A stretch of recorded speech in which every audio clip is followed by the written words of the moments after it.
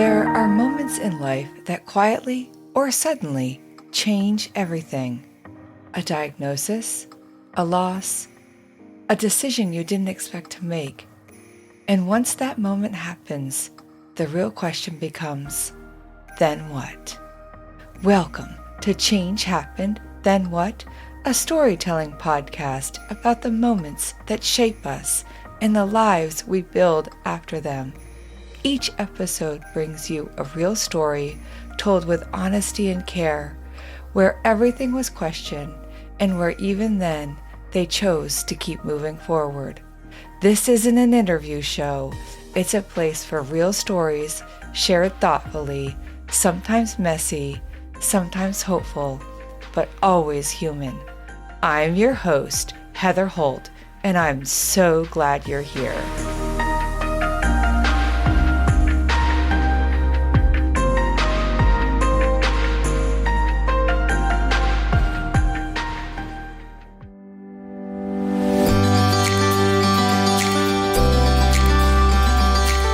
Before we begin, I want to invite you into something I'm doing called the Changed Me Community Drawing. Stay tuned to the end of the episode to find out how you can enter into our monthly drawing for a super cozy Change Happened trucker hat or a super soft tee.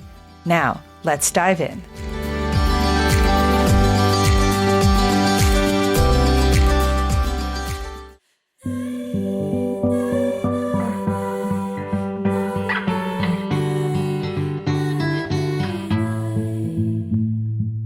She was a daughter, a wife, a hairdresser, a woman who knew how to care for people, how to listen, how to make others feel seen. But beneath all of that, there was something deeper, a quiet, steady knowing. She wanted to be a mom, not just in the way people say it, not just a passing through or a someday. This was something rooted in her, something real. And like so many of us, Leah had been handed a version of who she was supposed to be, how life was supposed to look, what was true and what wasn't. Beliefs that were shaped by family, by culture, and by the world around her. The kind you don't always question until something makes you. Because sometimes it's not a big, dramatic moment that changes everything. Sometimes it's a video, a single heartbreaking clip on social media, the kind you almost scroll past until you don't. And in that moment, something shifted for Leah, not just in what she saw, but in how she saw it, what she believed, what she couldn't unsee, and what she could no longer ignore. Today, I'm going to introduce you to a mother whose entire world changed because she chose to stay with that moment instead of looking away. And what began as heartbreak becomes something else, something powerful, something that would reshape not only her, but the lives of others. This is Leah's story. I ended up getting pregnant. I'd been married for 2 years at that point. I actually started yoga before I got pregnant. I started doing yoga to improve my flexibility. So that's when I started kind of in the yoga journey. I ended up getting pregnant. So during my pregnancy, I was actually already down that yoga journey of, I guess, being a bit more spiritual and a bit more like, right, I want a nice calm birth. I want to do some meditation. I still want to do my yoga practice while I'm pregnant. You know, I got all into I want it all natural. I want a water birth. All of that. Probably, as you know, birthing plans just never go to plan anyway. So I was trying to be this calm person during my pregnancy. The birth itself was, you know, not a calm one.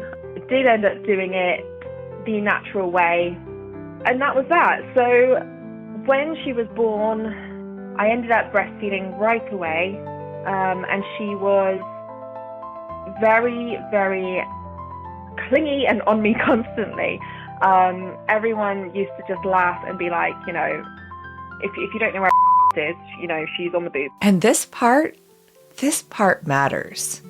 Because even now, in a world that's come so far in so many ways, there is still a quiet discomfort around something so human. Breastfeeding.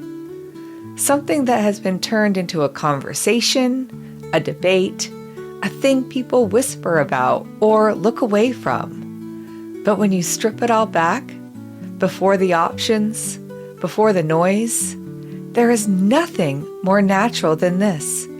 Every mammal on this planet begins life the same way, nourished by its mother, connected, dependent, close. And for 9 months before that baby ever even takes its own breath, that baby knows one thing, one rhythm, one heartbeat, one source of safety. Mom. So when that baby arrives into a world that is bright, loud, and unfamiliar, of course she's gonna stay close.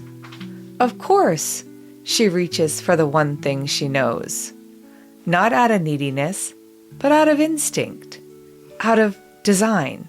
And maybe what we've misunderstood all along is that this kind of closeness was never a problem. It was the expectation to disconnect from it that never felt right. Because in Leah's story, this wasn't just about feeding her baby. It was about listening, trusting, and choosing to follow something deeper than what the world told her was normal. So being a first-time mum and having that was very emotional, very hard going, having her on me constantly. And this is where things started to change. So I remember I was sat there breastfeeding her one day, and I was flicking through Facebook, as you do, because you're just bored and you're scrolling through your phone, and a video came up of farming. It was this cow, and they were dragging away her newborn calf, and it was just heartbreaking to me. And obviously I'm sat there, emotional anyway, because I just had a baby, but with her on me, and I was like, oh my goodness, like I'm just picturing now somebody ripping my baby off, taking them away, and me running after them. This cow running after her calf. It was like the most heartbreaking thing I've ever seen. That was the video I saw on Facebook. And here's the thing. This wasn't some shocking, dramatic video designed to provoke outrage. This was farming. This was life. And living in Vermont, this is something we understand.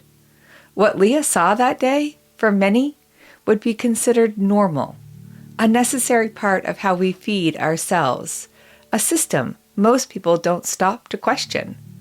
But Leah wasn't watching it as most people. She was watching it as a new mother. A mother who at that very moment in her life was deeply connected to her baby, physically, emotionally, and instinctively. A baby the world had labeled as clingy. And suddenly, that label didn't fit anymore.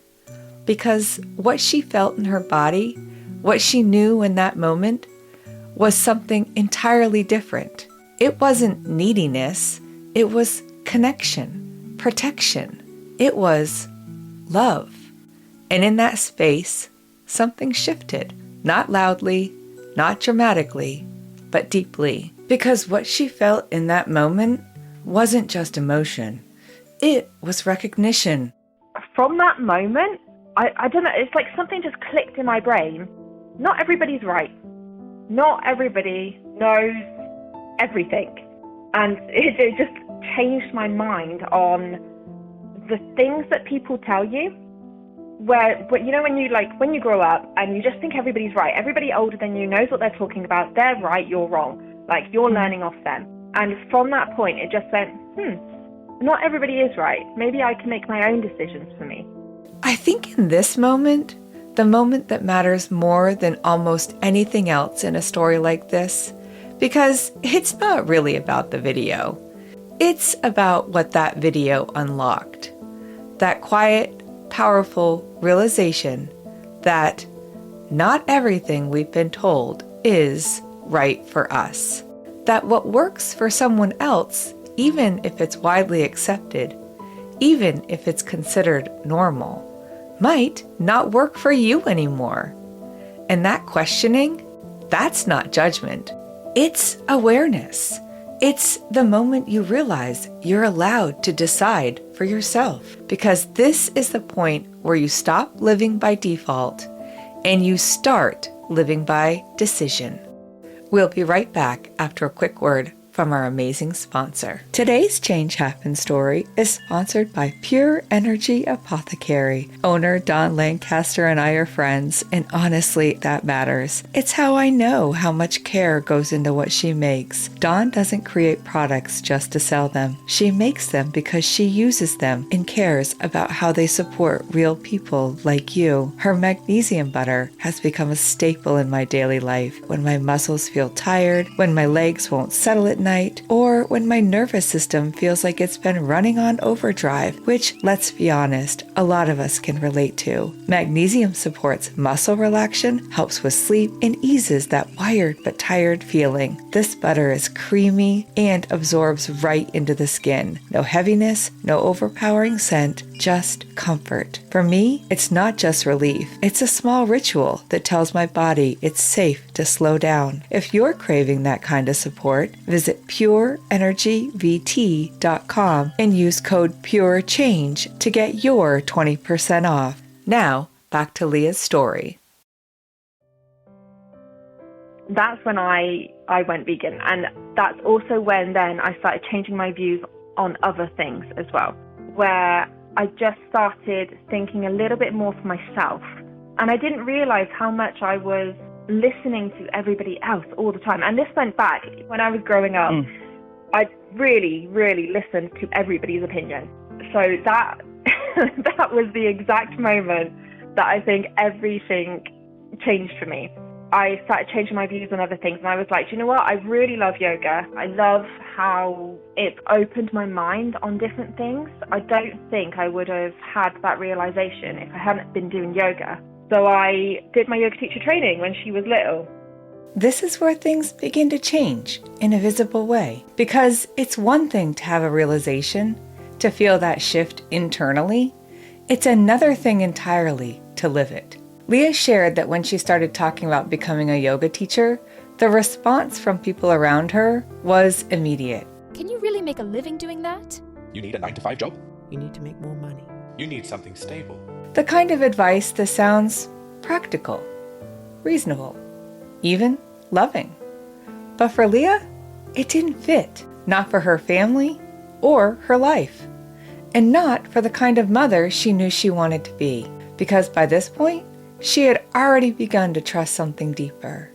So instead of bending back into what was expected, she did something simple, but incredibly hard. She said, no. No, that lifestyle doesn't work for us. No, that doesn't align with what my baby needs. And no, that's not the life we're building. And what's equally important in this part of her story is that she wasn't doing it alone. Her husband stood beside her fully. And sometimes that kind of support is the difference between an idea and a life. Now, for many people, yoga teacher training looks one way. An immersive month, all in, step away from life and dive deep into the practice. It's how I did mine when I became a certified Kundalini yoga teacher. But again, Leah asked a different question. Not what's normal, but what works for us. And the answer didn't look like stepping away from her life. It looked like bringing her life with her. So, instead of a 1-month immersion, they chose a different path. 1 weekend a month for a year. Her husband came with her, caring for the baby, holding that space, so she could step into something new. And this is what it actually looks like to step outside the bounds of what society calls normal. Not in some big rebellious way, but in quiet, constant decisions that say, this is our life, and we are allowed to build it differently. Before we continue, I want to share something close to my heart Dear Sweet One Lullabies. It's a custom lullaby made just for your child. Using their name, birth date, and whether they were born under the sun or moon, each story becomes a gentle audio keepsake filled with warmth and wonder, perfect for bedtime or just because. You can find Dear Sweet One on Etsy or at changehappenedpodcast.com. Now, back to Leah's story. And now suddenly, everything mattered. So as I got more into my yoga journey and raising a child, I think the world got really overwhelming. And that's when I started to go a little bit downhill, especially with social media. Obviously, social media then started getting a lot more. I was seeing so much. You would scroll on Facebook and you would see something terrible that's happened in the world. It was like constantly all these bad things, then trying to make my yoga into a business, which wasn't as easy as mobile hairdressing, where you had everybody needs their hair done, but not everybody wants to go to yoga. I was trying to start my yoga business while trying to get my child into school. My husband, bless him, was working his butt off so that I could do all this. This is the part of the story that doesn't always get talked about enough. The in-between. The part where you've already said yes to a new way of living, but nothing is fully built yet. Because starting a business, any business, is not easy. It asks everything of you. Your time, your energy, your belief, especially on the days when nothing seems to be working yet. And layered on top of that, motherhood. And I just want to think about this for a second, because there's a narrative that still exists today quietly in our culture that being a stay-at-home mom is somehow the easy path. But for someone who lived that life, who was given the opportunity to stay home with my kids while we were living overseas, I can tell you, there is nothing easy about it. It's a full-time job. Actually, it's more than that. It's constant. It's emotional, it's physical, it's invisible work that never really ends. And when you add building something on top of that, a business, a vision, your dream, it becomes something else entirely. A balancing act that requires you to stretch in ways you didn't even know were possible. And this is where Leah was, holding all of it, her baby, her beliefs, her business. And just as she's finding her rhythm in this new life, another moment begins to take shape. A new layer of awareness, this time around her daughter. When we started to get her into school, that I noticed the difference as well in her compared to other kids her age. Like, you wouldn't look at her and think, oh my God, there's an autistic child. But there's definitely something there. I didn't realize it myself when she was younger. Things like trying to get her into school was really bad because she had sensory issues. So trying to get her dressed in the morning was just, absolute hell. Is the only way to describe that. Her being in school, so in school she seemed fine. As soon as she comes home, the after-school meltdowns are absolutely horrendous. Literally hitting, kicking, screaming. And I'm trying to drive along while all this is happening. First school that we went to, I didn't know any better. It was the first school that she had ever been in. It was a very, very big school. So there was about 35 kids to each class, and she was not getting the attention that she needed. She would sit there, not do any work because she didn't understand it. And the teachers didn't notice because there were so many kids. Then they were giving us extra homework because she was falling behind. Because she's been masking all day in school, coming home then, there is no way that I would get her to do any work at home. And this is where the story shifts again into something more nuanced. Because what Leah began to notice wasn't loud at first. It was subtle. Differences that hadn't been visible when her daughter was home with her in a space that felt safe, predictable, and attuned. But in a larger school setting, those differences started to show. I want to slow this part down. Leah and I connect on a deeper level here because I've lived a version of this too. There was a time when I found myself sitting across from teachers trying to explain one of my children. Before we even had the language we have now. Before words like neurodivergent were a part of everyday conversation. And when I say neurodivergent, what it means is simple. Even if the experience is not, it means a brain that works differently from what society has labeled as typical or normal. Not wrong, not broken, just different in how it processes the world, how it communicates, how it feels, how it responds. And when I listen to Leah talk about her daughter, that's what I hear. A child who is experiencing the world in a way that doesn't always fit neatly into the systems we've built. Systems that, if we're being honest, weren't designed with every kind of mind in mind. And when a child is placed in an environment that does not fully support who they are, they adapt, they learn, they observe, and sometimes they begin to mask. Masking is something many neurodivergent children and adults do without even realizing it. It's the act of holding things in, of copying what others are doing, of trying to meet expectations in a way that feels acceptable on the outside, even if it doesn't feel acceptable on the inside. And from the outside, it can look like everything is fine. A good day at school, following the rules, keeping it together. But what often isn't seen is what it takes to do that. The energy, the effort of holding all of that in has to go somewhere. And so, at home, in the place where they feel the safest, it comes out. The overwhelm, exhaustion, the release.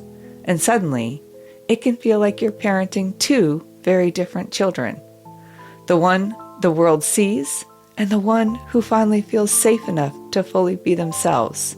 And this is where so many parents find themselves asking the same quiet question. How do I support who my child really is when the world keeps asking her to be someone else? And yeah, it was causing a lot of arguments. So we had that going on with the school, plus me trying to run my own business, then my husband getting stressed because he's working his butt off, coming home to, everybody arguing. And it just, a part of me was just like, what is this? This isn't life. I'm pretty sure life shouldn't be like this. Parenting shouldn't be like this. Me and my husband, Matt, are really good at communicating, actually, and talking things over. So, we sat down and we were like, right, what's the solution here? Because this cannot go on. So he started looking for another job to earn more. We thought, maybe more money would be better. I wouldn't have the stress of having to make my business work. So he got a new job and we ended up moving up country. We've moved to a smaller school. In her last school, there was over 400 students. In school, there's like 27. This school has been incredible for her. And this is what they have, a partnership. Leah and her husband, they're a team. Not a perfect one, but a committed one. Two people willing to listen, to adjust, to keep asking the question, what does our child actually need? And then doing their best to meet her there. Now the truth is, this kind of flexibility isn't always possible for every family. The systems we live in don't always make space for it. But when it is possible, what Leah and her husband chose to do was something different.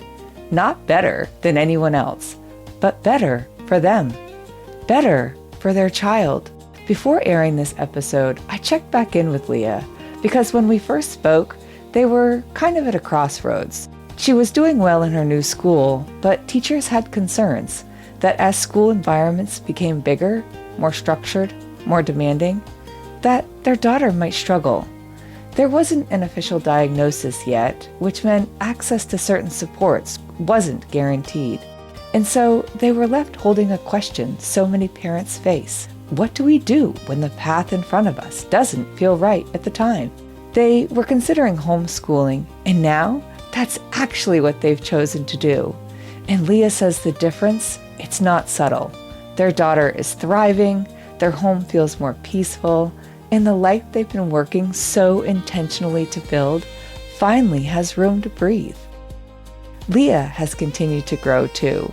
Through her YouTube channel, Lakora Yoga, her podcast, Leah Speaks, which focuses on parenting, balance, and yoga, and she's also a YouTube coach. She's taken that first moment of questioning and turned it into something that reaches far beyond her own life. All of her links will be in the show notes and at changehappenedpodcast.com. So, as we wrapped up our conversation, I asked her the question I always come back to. What makes you smile today?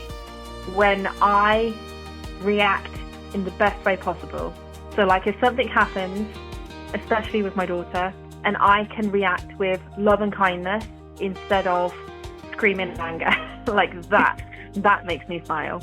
And I love this because it's simple, but it's not easy. Reacting in the best way possible, not perfectly, not every time, but with intention, with awareness, growth. Because what that tells me is that this journey, all of it, hasn't changed her life on the outside. It's changed how she moves through it. So I asked her one more thing.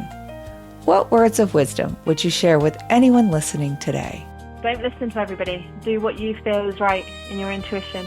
And maybe that's what this whole story has been about.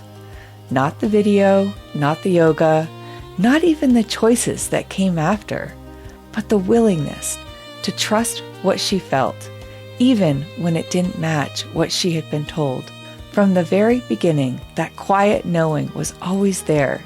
She just hadn't learned how to listen to it yet. And that moment, the one she almost scrolled past, didn't change who she was. It just revealed who she was. Because sometimes the biggest shifts in our lives don't come from something loud. They come from a moment that asks you to stop, to feel, and to decide.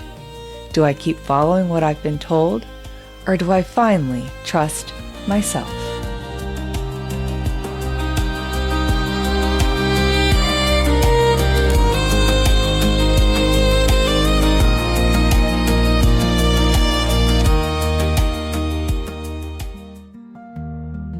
And now for the What Changed Me community drawing information. Head to changehappenedpodcast.com. Click on the What Changed Me banner to tell us what stayed with you from today's episode or any interview episode you listen to as part of the What Changed Me community drawing. Each time you share, you'll be entered into a Change Happened drawing. You can enter more than once. Every entry is also automatically included into our quarterly drawing for a special Change Happened Super Prize, whether you've won before or not.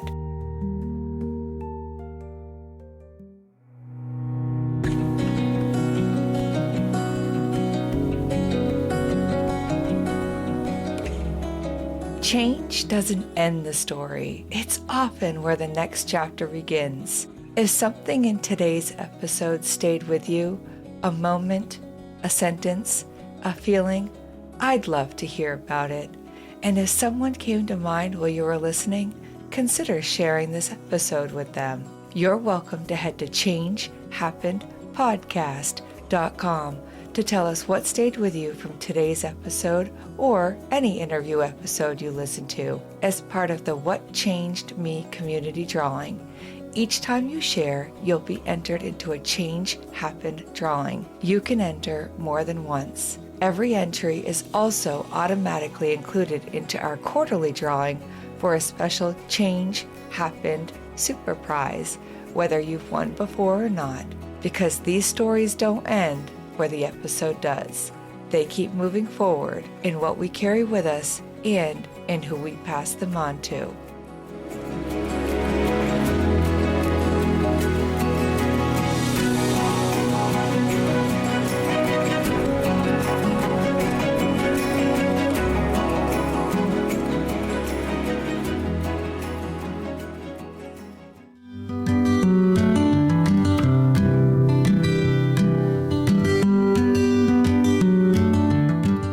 Change Happened, Then What? Is written, edited, and produced by me, Heather Holt, with the loyal background support from my two sidekicks, Waylon and Dalton. Until next time, keep smiling and maybe let your dog inspire your next big idea.